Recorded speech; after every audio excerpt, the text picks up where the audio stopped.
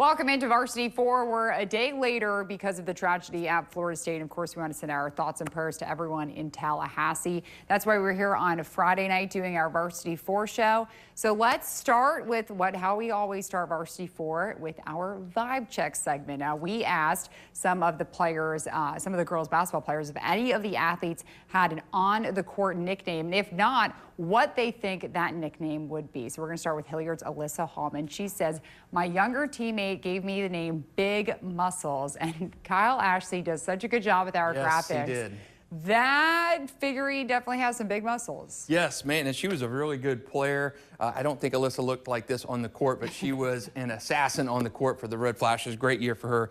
But man, Kyle did such a good job. And you got to give Kyle a shout out. He's not on TV often at all, except on Sunday nights. But man, he did a great job. I think Alyssa's got to be happy with that. Yeah, you look great, Alyssa. Okay, next up we have Bulls' Abby Knopf. She says, my on-court nickname is AK-14. It's my first and last name initials and my basketball number, replacing AK-47, resembling me as a sharpshooter. Yeah, I like it. And hey, Abby had a great season for Bulls, history-making season for Abby Knopf, and the Bulldogs make the first state championship game this year, and she looks good too. And she's a great shooter, been a 4-year player for the Bulldogs, made history this year, and I like Abby's figurine as well. I think Abby's gonna be happy from that. I love the bling that he created with it. Abby looks good. The Bulls logo looks good, and just a kind of heads up, this is not gonna be the last time we hear Abby Knopf's name here on Varsity 4 or in News for Jacks. Oh, a little teaser. A little teaser. You gotta stay tuned to find out what else Abby is gonna be part of. That's right. By the way, love the shoes, Abby. I'd wear those. Okay, next up we have Audrey Byer from Decoy Creek. She says my nickname on the court is AB. My coach made it in the 7th grade and it has stuck ever since. Yeah, and another good shooter to Decoy Creek. Made it all the way to state semifinals here. First time in the playoffs and first time in the state semifinals too. And she is one of the best players returning, 1,000-point scorer, and she'll be back here next year as well. Well, the boys in the sports department, they call me AP, so That's right. I get that, Audrey. Okay, next we have Providence player Janie Boyd. She says she doesn't have a nickname, but she says if she was to choose one, she would probably say her number 10. It's what my dad calls me and is a good nickname. Yeah, and you can, my number was number 7 or 23 when I was playing baseball and growing up. So it's fine. Coach used to call me number 7 because he couldn't probably call me what he wanting to call me because I was such a bad player. But yeah, sometimes it's good to have just that number, and I think it fits for Janie. My favorite number is 14 or 4 because that's my birthday. Okay, so you and Abby can Abby Knopf can kind of relate. AP 14, AK 14, right? Ah, yeah. Okay, period. Yeah, right. Okay, next up we have Ridgeview's Nicoya Blockton. She says her nickname, short and simple. It's basically just her name without the first 2 letters, Koya. Yeah, and another good one. The Blockton sisters at Ridgeview have a history there, and it is very, very good at Ridgeview. And hey, if you say Koya, I bet you everybody in the area will know exactly who you're talking about. Okay, well, obviously we know who you're talking about. By the way, this figurine looks actually legit, like yeah, I'd buy this one in the store because this looks like it was shaped. It's professional. It looks good. I like it. Koya's got the ball, a little arc in her frame right there. It looks really good. Yeah, that one definitely is my favorite. Okay, Beachside's Kendall Kane. She says I get called Kane or Kenny a lot on the court, so basically just to play on her. And another 1,000-point scorer. Great season for Beachside. Great career for Kendall. And man, we've got a lot of good girls basketball players in the area. Kendall is certainly one of those that's close to the top. And another girls basketball player that's at the top of the area, Bishop Kenny's Kathleen Crawley. She says my on-court nickname would have to be KK or K for short. Not bad at all because I've heard boys called KK. I've heard girls called KK. So yeah, Abby is another good. We have so many. I keep saying we've had so many good girls basketball players. Abby is the latest in a long line of BK stars. And finally, our last girls basketball player from St. John's Country Day, Kendall Profit, says her team likes to call her KP. Hey, you can relate to that, right? KP, AP, KP. You're going to hear a lot more from Kendall Profit, too. She is an underclassman, and she is ringing up the points. Great career so far for KP at St. John's Country Day. Not going to be the last time you hear her name either. Fantastic sharpshooter. Okay, roll from the hardwood to the high school diamond. Thursday night, the best team in the area, Trinity Christian, won the district championship, beating Bishop Snyder 5-1. Justin, now the baseball playoff brackets. They were released today on Friday. Where are the Conquerors on the bracket. Yeah, hey, they are up there, and you can find our full playoff matchups over at newsforjacks.com. And Trinity Christian, national runner-up in the NHSI tournament last week. You can expect to see a lot more of them. I think they're going to win a state championship this year. They are that good. And just remember, the playoffs are different this year. Baseball's starting a little bit earlier than softball because they're going to a best-of-3 format in the regional rounds, and that favors teams with deep pitching, and Trinity Christian certainly has that best staff in the area. Okay, let's take a look at our Varsity 4 baseball rankings, sponsored by our Jacksonville Jumbo Shrimp. Jumbo Shrimp, we thank them for that, but it's different this week because I've got a lot of new teams. You look 4, 5, and 6, they've not been in the rankings this year in a while. Columbia and Clay have been in here. Swanee is a newcomer. All 3 teams district champions, all 3 teams heading to the playoffs, and they move out Episcopal and Providence this week. And Creekside as well. But yeah, Swanee on the fringe of that coverage region, closer to getting into that Columbia County area, heading out to Tallahassee. Been a great season for them.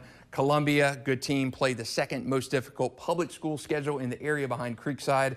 And then Clay, Coach Josh Persinger's crew, district champs, heading to the playoffs. They started the season in our Super 6, fell out a little bit of the ways. They have played a very, very difficult schedule as well. And our top 3? Yeah, our top 3 have not really changed much at often.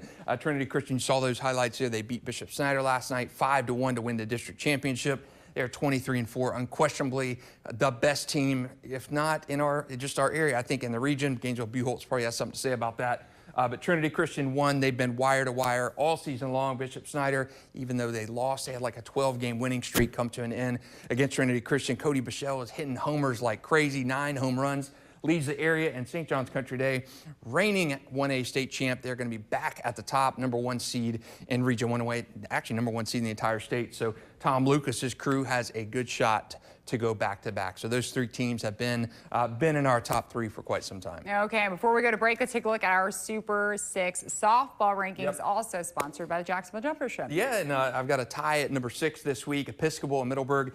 I kept Middleburg in. They've stumbled here and there, but I've got them in there. Episcopal lost to First Coast last week, but I still have them in there. I thought about keeping Episcopal at number 6, but they lost to Middleburg earlier in the season, so I've got them in at a tie. Atlantic Coast played for the Gateway Conference Championship last week, lost, and they're in a little bit of a slump right now.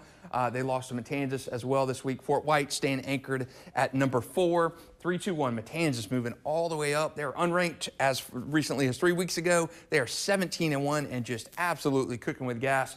Leah Stevens down there in Palm Coast is dealing.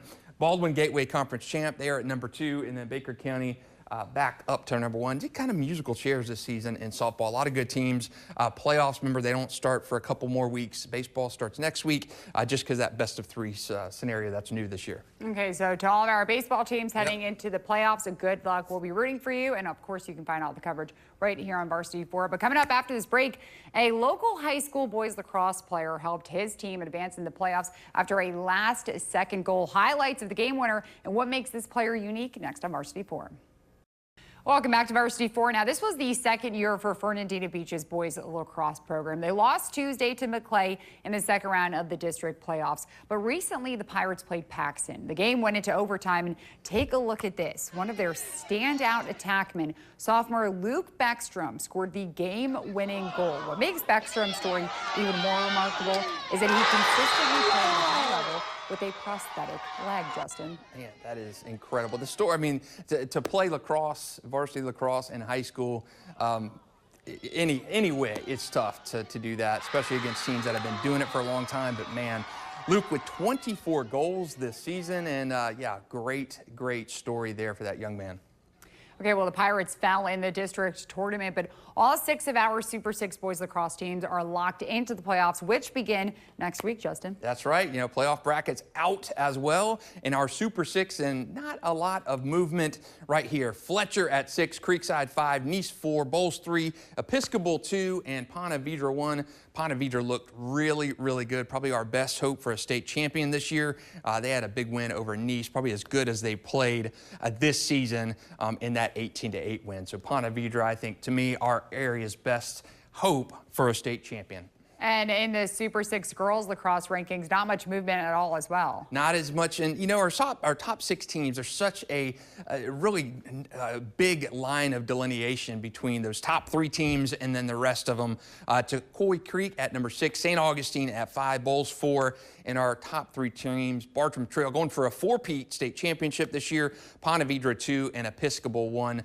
Great seasons for all those teams. I think those top 3 teams in our area, Ponte Vedra, Bartram, and Episcopal, our top playoff contenders. And we are locking in our Super 6 flag football teams for another week as well. And Justin, Bartram Trail at 6 had a big upset against Ponte Vedra in the district semifinals Wednesday night. That's right, and they really needed that and, to get into playoffs, and of course they did. Playoff brackets released just a couple hours ago. Bartram Trail in the state playoffs as a number 8 seed, just their 2nd season there, so great season for the Bears. Bradford in the playoffs as a number 3 seed. They're our number 5 team. Fletcher, the big win over Bartram Trail to win that district championship. Fleming Island 3, Ponte Vedra 2, and Clay 1. All those teams bound for the postseason, and that starts next week as well.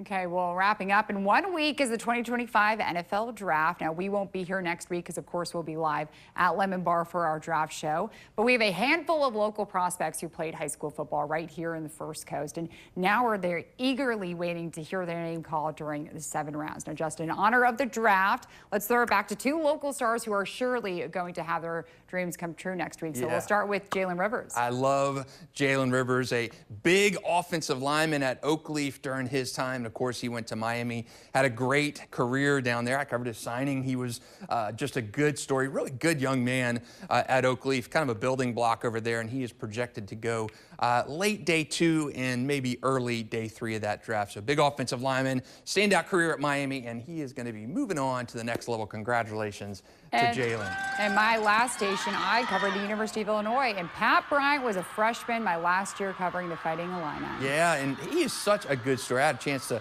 chat with Patrick last week about just his progression and his journey.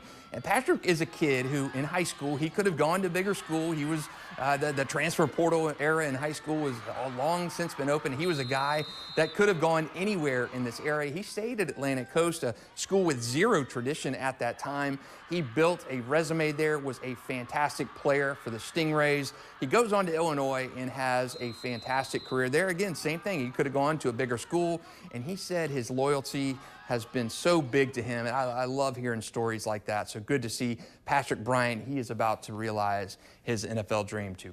Two great stories, and wish him best of luck next week. Well, good luck to both Jalen and Pat, and to all of our local guys who are entering the draft. Hopefully you get that phone call that will change your lives. And to all of our high school teams that are going to be starting playoffs, good luck to you guys too. But make sure to follow us at Sports for Jacks on Instagram for the latest up-to-date sports news. And you can watch our high school sports show every Thursday at 10:45 p.m. on News for Jacks. But thank you for watching Varsity Forum.